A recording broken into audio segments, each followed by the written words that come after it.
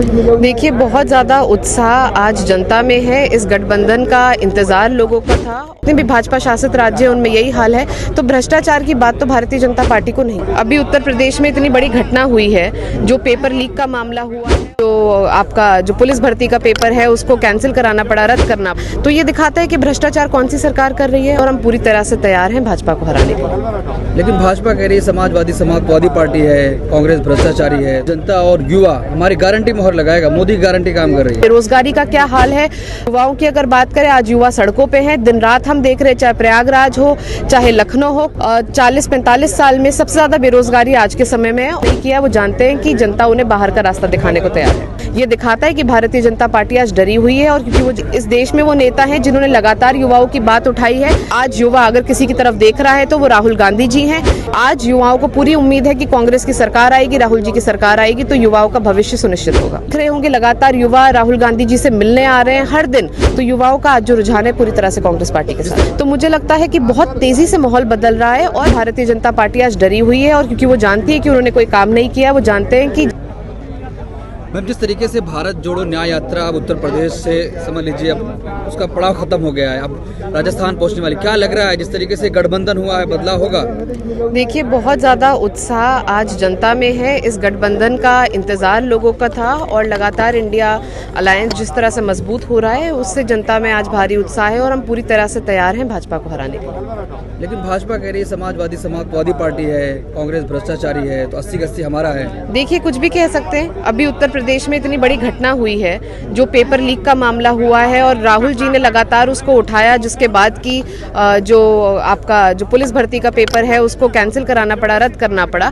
तो ये दिखाता है कि भ्रष्टाचार कौन सी सरकार कर रही है। और यूपी लगातार जो पेपर लीक के मामले हो रहे हैं उसमें नंबर 1 हो रहा है। जितने भी भाजपा शासित राज्य हैं उनमें यही हाल है। तो भ्रष्टाचार की बात तो भारतीय जनता पार्टी को नहीं करनी चाहिए। तो लगता है बदलाव हो पाएगा? प्रधानमंत्री बिल्कुल कहते हैं 400 बदलाव। पार। देखिए, जनता तैयार है। 400 पार नहीं, इस बार सत्ता से बाहर है, और ये बात भारतीय जनता पार्टी भी जानती है। इसीलिए इतना ज्यादा नर्वस है। जहाँ पे विपक्ष की सरकार है उसको गिराने का प्रयास कर रहे हैं। आप देखिए ना, दिन भर लगे रहते हैं। आज किसी ऑपोजिशन पार्टी से किसी की ज्वाइनिंग कराएंगे, किसी दल को तोड़ेंगे, किसी के नेता को पोच करेंगे।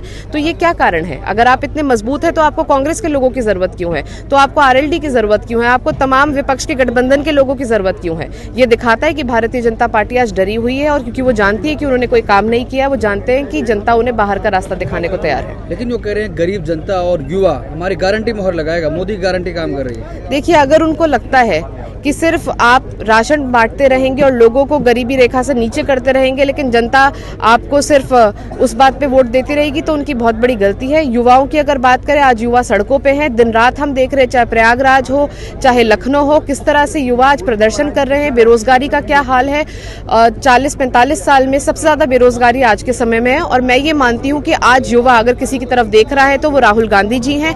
इकलौते राहुल गांधी जी इस देश में वो नेता हैं जिन्होंने लगातार युवाओं की बात उठाई है। अभी भी अगर पेपर लीक का मामला उन्होंने नहीं उठाया होता तो शायद ये भर्ती जो है ये रद्द नहीं होती।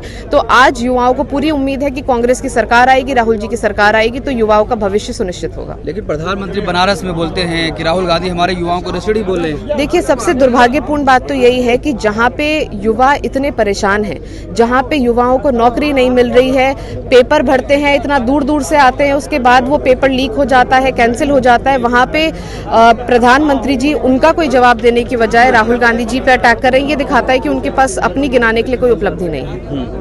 तो लगता है मतलब जिस तरीके से दावा कर रहे हैं वो होगा नहीं। देखिए, मुझे कुछ कहने की जरूरत नहीं है। आप लोगों ने, आप मीडिया के लोग हैं, आप भी भारत जोड़ो यात्रा में जो जन से लाभ आ रहा है, जो लोगों का उत्साह दिख रहा है, जो युवा जिस उत्साह से इस यात्रा से जुड़ रहे हैं, आप लोग भी देख रहे होंगे। लगातार युवा राहुल गांधी जी से मिलने आ रहे हैं हर दिन, चाहे वो IIT के युवा हों, चाहे वो हमारे यहाँ सरकारी जो संस्थान है उनकी तैयारी कर रहे युवा हों, सभी लोग जिस तरह से राहुल जी को लेकर उत्साहित है।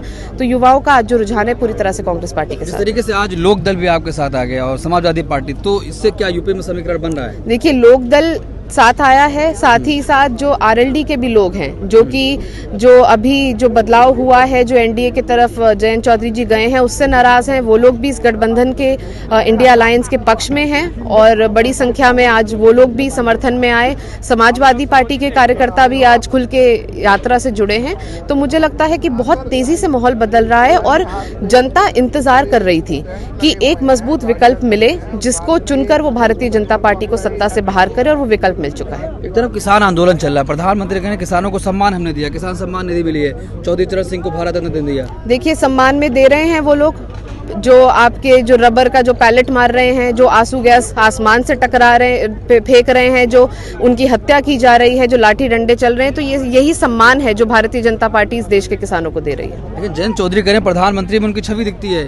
अब जयंत जी कुछ भी कह सकते हैं। कुछ टाइम पहले कुछ और कह रहे थे, कुछ चवन्नी से जुड़ी कोई बात कह रहे थे, और भी तमाम बातें उन्होंने कही थी। अब बातें तो बदलती रहती हैं।